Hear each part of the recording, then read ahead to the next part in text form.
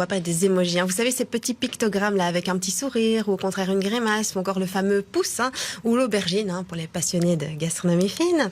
Dans ce cas-là, on répond par les petites gouttes parce qu'il est important de rappeler qu'il faut bien laver ses légumes avant dégustation. Ah, j'avais pas compris ça, mais maintenant je comprends mieux. Voilà. Mais moi, ce qui m'embête avec ça, c'est l'utilisation détournée que certains en font. Le pouce, par exemple, qui peut signifier à la fois j'aime, comme sur Facebook, ou cool pour toi, j'en ai strictement rien à foutre. Quand tu écris à ton mec, par exemple, et que tu lui racontes tes nouveaux projets avec beaucoup d'enthousiasme et de passion, et qu'il te répond par un emoji pouce, ça fait mal. Et quand il enchaîne dans un second message par on mange quoi ce soir, alors là, il est temps de changer de mec. Les emojis peuvent être de véritables armes dans le langage écrit.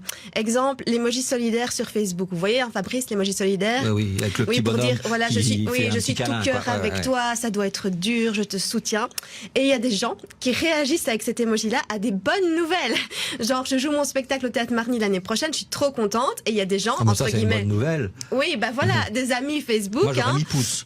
Voilà, ouais. ou petit cœur. Ou petit cœur. Mais pas solidaire. Voilà. Pas solidaire. Donc, du coup, malheureusement, il n'y a pas d'émoji pour peste. Enfin, il y a le diable, mais je trouve ça pas assez subtil. D'ailleurs, bien souvent, les gens te balancent une vacherie suivie de l'emoji ange, ce qui prouve encore une fois leur fourberie.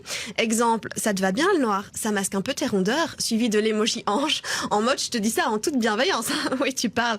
Pour revenir à l'emoji solidaire, si j'annonce mon mariage et que ma meilleure amie réagit par l'emoji solidaire, ce serait pas super bonne ambiance. Même si, techniquement, elle aurait sans doute raison de me souhaiter du courage.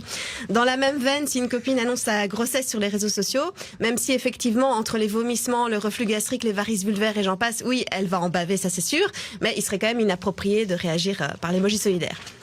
Quant à l'emoji qui se marre, je l'aime beaucoup, celui-là, quand je fais des blagues.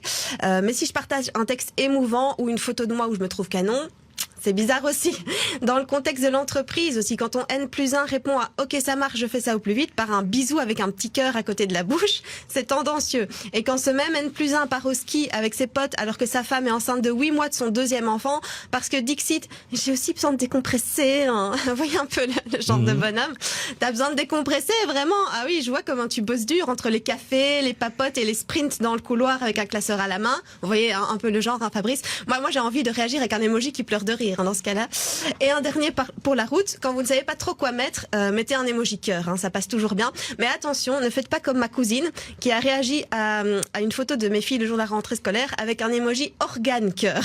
C'est tout de suite un peu plus flippant. Ouais. D'autant que là, dans leur cursus scolaire, elles sont encore bien loin des années de médecine en spécialité cardiologie ou de leur formation en boucherie, les deux filières qui justifieraient l'utilisation de cet emoji. Allez, sur ce, je vous souhaite à tous une belle journée. Emoji soleil, emoji sourire, emoji licorne,